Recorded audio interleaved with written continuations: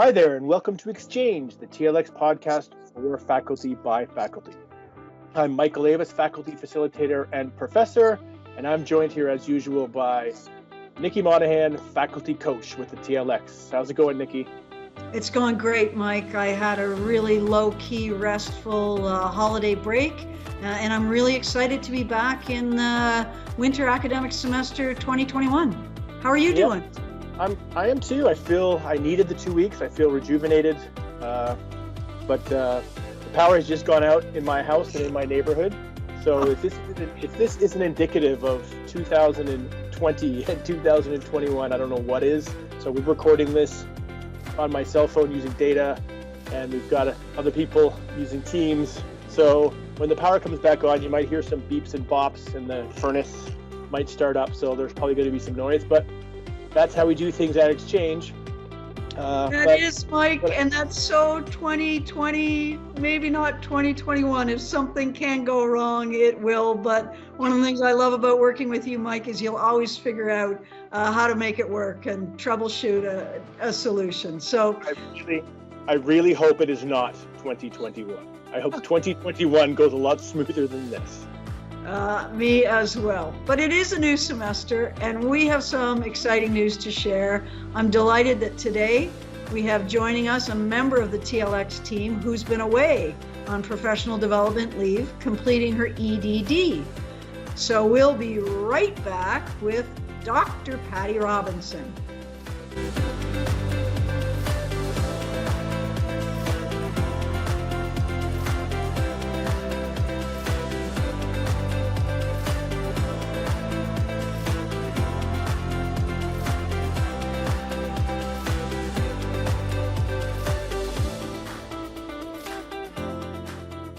And Patty, welcome back to the TLX. How's it going? Welcome back, Patty. Thank you, Nicki and Mike. It's so good to be back. I've really missed everyone, and I'm really looking forward to reconnecting with all the GBC folks. We missed you too, Patty. And like most of us, you're probably really happy to have kicked 2020 to the curb and say hello to 2021. And you know, many of us use New Year's as an opportunity to create New Year's resolutions. But anybody who's been in a gym in the fourth week of January knows that even the best of intentions don't always pan out. So we'd like to call this episode of XChange Turning Intentions into Actions, making your New Year's resolutions work for you and for your students. So Patty, you picked an interesting year to be away from the college, to say the least. And now that you're back, I'm wondering, how have you prepared to start the new academic semester? Well, good question. So what I've been doing during this January down week is actually practice my pre-pandemic going to work routine. So I was on PD leave when the first lockdown happened in March. And because I was just at home writing my thesis, not much had changed for me. Like I was already wearing sweatpants every day and had my wet hair in a bun. But now that I'm back at work, I've needed to make a distinction between working from home as a student to working from home in my job. So I've been practicing my old work routine pre-pandemic, which is getting up early, hopping in the shower, doing my hair, putting in my contact lenses, finding an outfit to wear. So it really seems like a lot, and I'm really out of practice, and it just takes forever to get ready now. So I'm hoping by the end of this week, I will feel a bit more in professional work mode than when I was on my PD leave. So that's number one, is making a change to my routine. And number two is about being present. So again, on my PD leave, I just needed to show up for myself. But now that I'm back at work, I need to show up for my colleagues. So again, going back to my pre-pandemic, pre-PD leave routine, I used to get up super early, make my breakfast, listen to the radio, play with the dog, look at Instagram or whatever. I just need some time to do my own thing before getting back into my work headspace for the day. So I've been practicing the same thing this week, but when my workday starts, I'm all ready to be present. Patty, I really love those two things that you focused on in terms of getting ready to be professional again and come back to work. And the first, being present with colleagues, which is so important when we're not physically present with one another. And the second one, having good work routines that help us distinguish between work time and the rest of our lives, which can be a lot harder when we're working from home. And I'm thinking those are great suggestions for our students as well. Some of our counseling faculty have told us that students have been struggling even to maintain basic sleep-wake routines. They're logging on to classes literally before they even get out of bed, and being present in class, maybe only in the most basic way. That is, logged on, but not really there. In December, I read a piece from my favorite teaching and learning newsletter, the Teaching Professor newsletter, from a professor who wrote a letter to his students for the start of the new semester with some practical suggestions. And they included things like get out of bed before you go to class, even if class just means turning on your laptop, or put on a different shirt when you're studying than when you're lounging around playing video games. And if it's possible, he said, and we know that's not always possible for all of our learners, but try and create a different physical space where you do your schoolwork than where you scroll Instagram or play Minecraft. And finally, he said, when it's possible, turn your cameras on in synchronous sessions. And maybe that's only possible in very small classes. And in our context, there might be reasons for privacy or safety that it's not possible. But if it is, when our students are speaking and they turn on their camera, it's a way to be much more present, and we're way less likely to multitask or be distracted.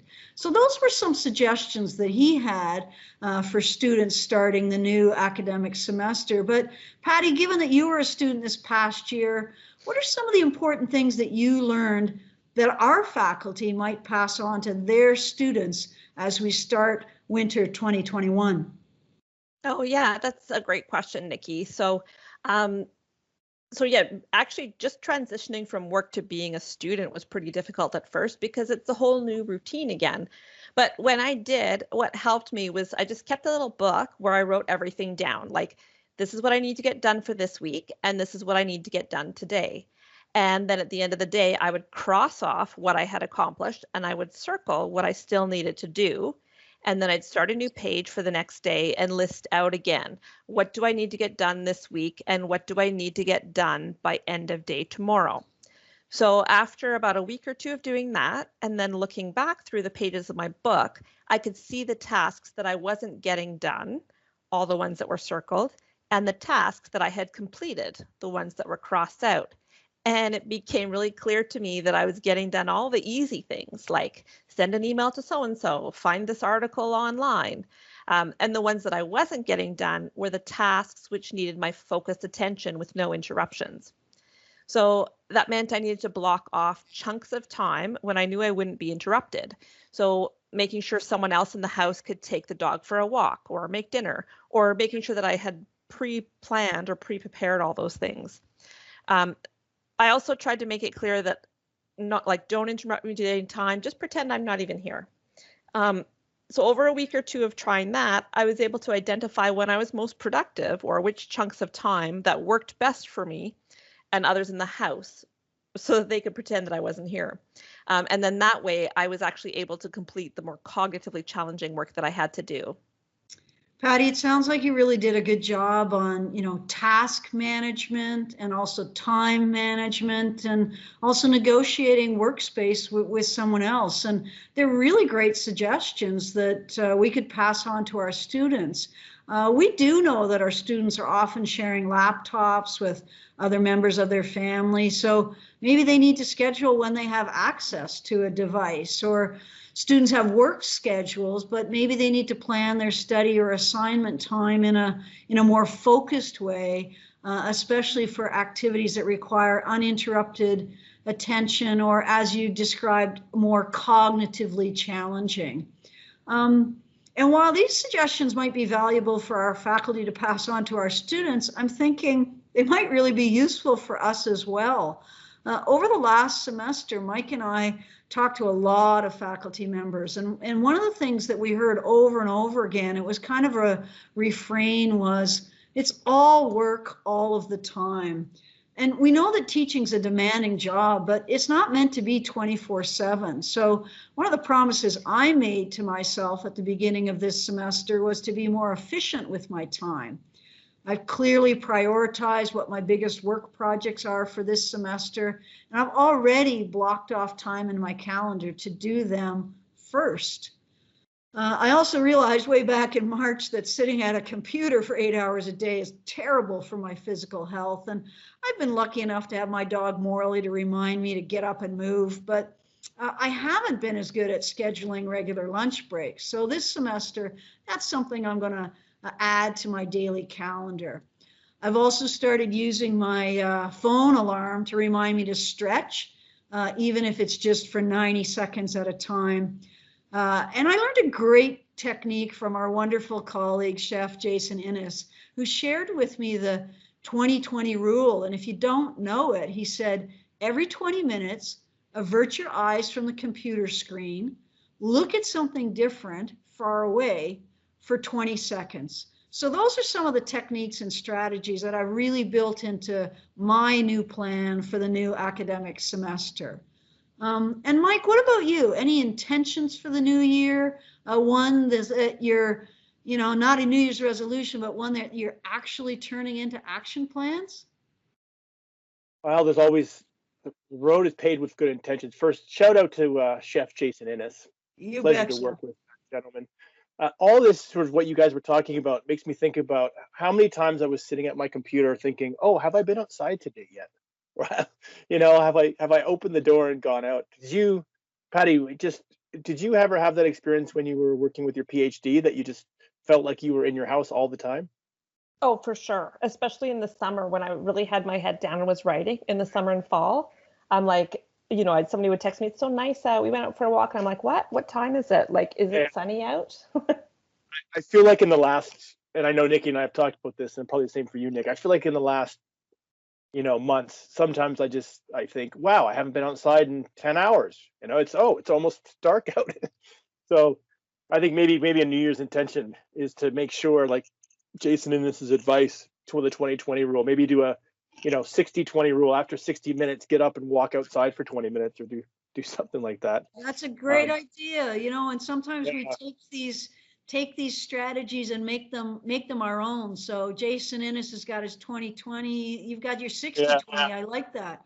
And maybe that's a new resolution I just created right now on this podcast. Who knows? For sure. So just thinking about my New Year's, I happen to have this great coach, and her name is Nicki Monahan, and she helps me work through all my inefficiencies, which are legion. There's lots of inefficiencies, and Nicki helps me sort of identify them. So I plan to prioritize things. One of the things that I'm really bad at is I like to strategize and innovate and think about new things, but then I sort of throw them out in the wind and sometimes don't work on them. So I like to do that, but I'm not as dedicated as I should be. And I'm not as organized as you two fine people are. I know that if I did a daily list, I probably would never follow it. So one of the things that I'm going to do is make sure that I pick something that's really important and that I know I'm going to succeed with. So I know if I said that I was going to do a daily ledger and circle the things that I didn't do and underline the things that I did, I'd have a lot of circles. And I'd probably leave to failure. And I don't want to do that. So I want to pick some things that I know that I can succeed with. Good plan, Mike. Good plan. Build for success. Build for success. And for me, these are smaller things. And just knowing that I can achieve a few small things, it makes me feel good. So one of the challenges I always had when I was teaching in comm was the rubrics, and the rubrics were the bane of my existence, because I would mark, 120 essays, and I would think to myself, this rubric has got a little few problems. It doesn't work. And then I would say, okay, as soon as I'm done marking, I'm going to change these rubrics. And I never did. So these rubrics always came back every term to haunt me. So one of the things that I would do is make one small change, go into one rubric, change some wording, or do something small that you can achieve. And then when you come back to them again in the next term, you can say, thank goodness I changed all that up. So for me, the New Year's means small changes, things that I can do, things that will make me feel good, and just go from there. I love that, Mike, because you focused on not creating resolutions that you know are bound to fail and focusing on things that you know that will build success. I've been that guy. I've been that guy in the gym on 4 weeks into January. So I know what that feels like. I think we've all been there. For sure. So this is a new semester, and it's a great time for all of us to establish new healthy routines. We can all take a few minutes to think about the end of the last semester. What worked for you? What didn't work? What changes or tweaks can you make to help you feel more energized in your work? And the first week of class is a great time to have this conversation with your students too. Maybe if you have a synchronous class, that would be a good opening topic. Check in with your students. Find out what went well for them last semester and what they might think about doing differently. Or it could be a great discussion board topic. How about giving your students some time to reflect on last semester and put their own plans into actions? Yeah, that's really nice, because you could say, let's work on that, because we talk about soft skills too, right? Let's work on one thing we're going to change, and then that check-in could be part of your teaching, right? Check in with them. That's great. Exactly. And our students may have had struggles that we're not aware of, and maybe sharing them with their fellow students can help them brainstorm some good strategies. So asking my colleague Patty, what do you do? I never thought about that, circling and underlining, but that's something I might add into my little daily check-in with myself. Patty also suggested, our faculty could use a brainstorming app like Padlet to allow students to share ideas, talk about their progress and success, or even about the obstacles, because if we're not putting our intentions into actions, we need to figure out what's going in the way. And as always, when we make plans, we need to revisit them every week and follow up.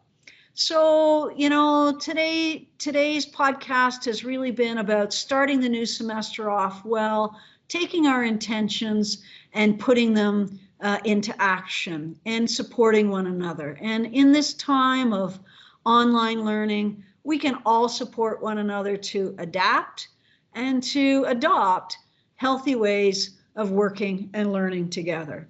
Patty, we're so thrilled to have you back with us, and I know you're going to bring great ideas to the table too. I'm so happy to be back. It's so good to be back. And I was going to say that this new term is going to bring a new voice to the XChange podcast, which we are thrilled to have. It's nice to have a doctor in the midst, right, Nicki? Exactly, Dr. Are we allowed to call you Dr. Patty, or is that how's that? Just Patty's fine. Just Okay. Patty. I might do it like my grandmother. When I'm annoyed with you, I'll say, now, Dr. Patty. That's right. When you're mad at me, you can then use it then. Which won't happen very often. So thanks everybody for listening. We hope that you have a great start to the semester. We hope that you're able to, create some small resolutions that work for you and that work for your students, and that we can help support our students do that as well. So thanks for listening to XChange, the TLX podcast for faculty by faculty, and we'll see you again next time.